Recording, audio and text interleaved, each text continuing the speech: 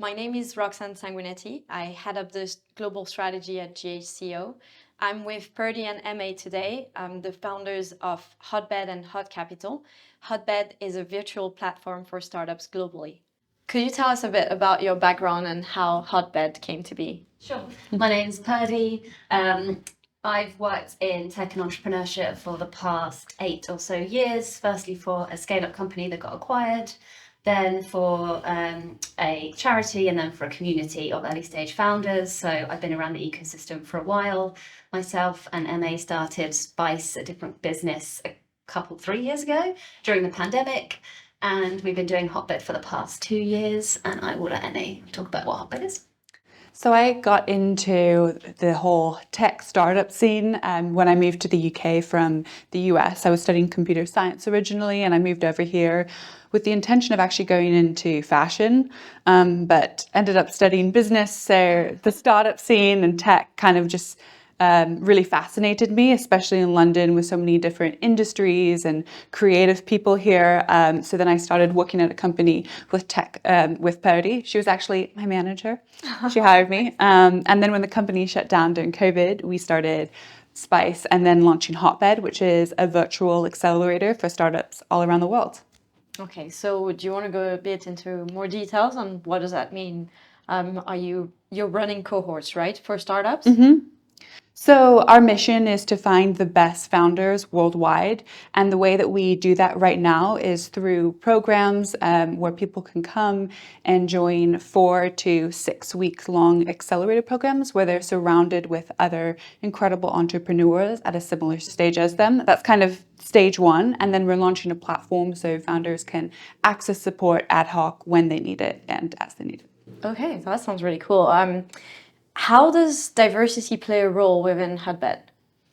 So obviously we're 2 female founders, so we are really passionate about actually one of the goals of Hotbed is to create an even starting line for founders all around the world. So we're very aware that in London there is access to capital, there's access to mentors, there's access to a peer community of people that can support you as you grow, but you might not get that same access if you're outside of London regionally or if you're in a totally different country. So we're very passionate about kind of leveling the playing field, and that's not only geographically, but that's in terms of underrepresented founders, so women, people of color, disabled. So we're really aware of ensuring that we are putting role models in speakers who represent all different backgrounds and that our cohorts are really diverse. We have just completed a cohort that was specifically for women-led founders, which we can talk a bit more about, but even with the cohorts which are open to everyone, they're free for everyone. We keep the timing really accessible, so there's only 3 hours of content a week. We don't do it at the times when people might be picking kids up from school or dropping them off. So we try and keep everything open. So if you do come from a background which isn't typically seen in tech, you still have access to the same resources so you can upskill. Okay. So that program that you were just mentioning with female-founded businesses, that was a 10-week program, if I'm not mistaken. What were your goals, and do you feel like you had the impact that you were hoping for? So most people are familiar with the statistic that less than 2% of VC dollar go to women-led startups.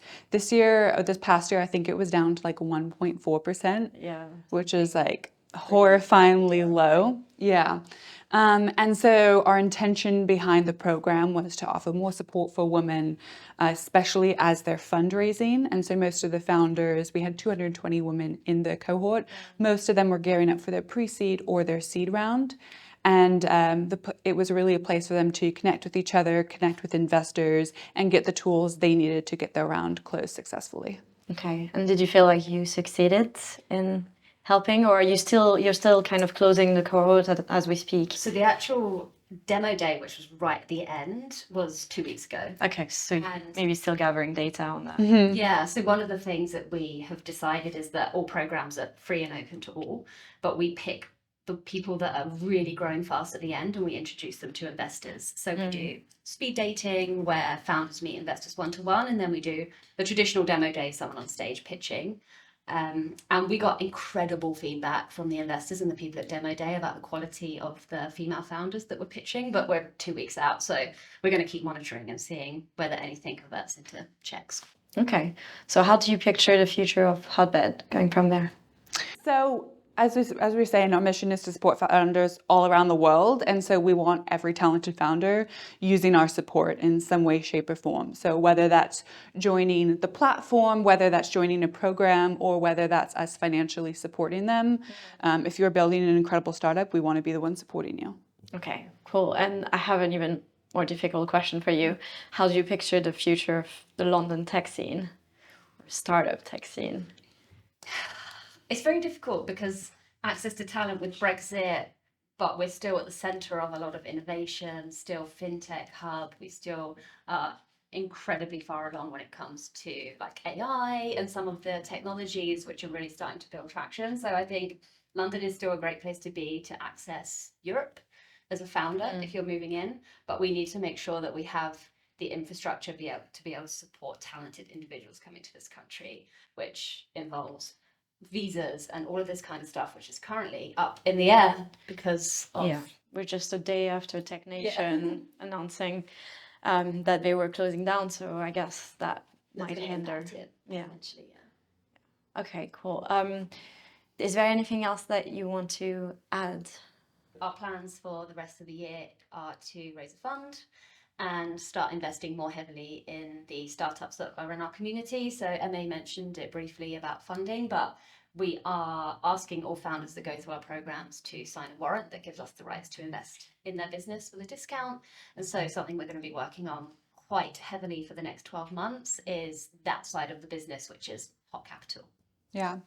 I would also say that if you're a VC and you're focused on supporting the best founders, it's absolutely imperative that you shift your focus away from, the streets just surrounding your office and you have a really global perspective because, we believe talented is distributed around the world. So if you're not actively pursuing every avenue you can to find those individuals, someone else will, us. And so, we'd love to see more of a focus on supporting people just outside of your local area as well. And you've already started? There are a couple of startups that you funded, right? Yeah. So we made some very small investments in Q4 last year, and we're excited to see where those go. Okay, cool. Thank you. Thanks.